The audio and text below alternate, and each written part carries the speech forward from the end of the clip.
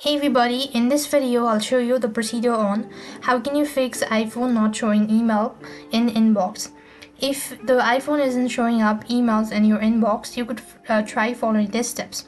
If iPhone allows you to disable internet connection for specific apps on phones as well.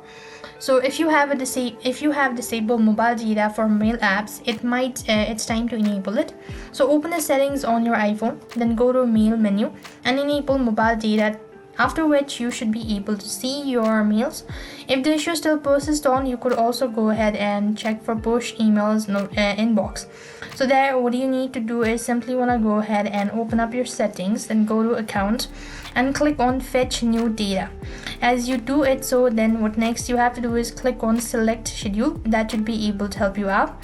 If the issue still persists on, you could also change your email or Outlook password.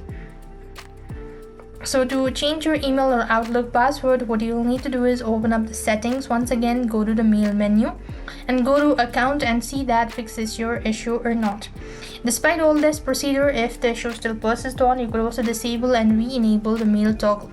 For that as well, you simply want to go to the settings, go to emails, then select account and choose email provider disable mail. As you do it, so that should be able to help. If the issue still persists on, then what you could also do is try restarting your iPhone and see that fixes your issue or not. If despite doing all this procedure, nothing seems to be working out, you could also try adding account. For that, you simply want to go to the mail, and what you have to do is you actually want to go ahead and open the settings, go to mail, then go to account. Select the email provider that's giving you trouble. Then tap on delete account and confirm your decision when prompted. Go back to the account menu and then add same account again, and once you've done it, so this should be able to help you out.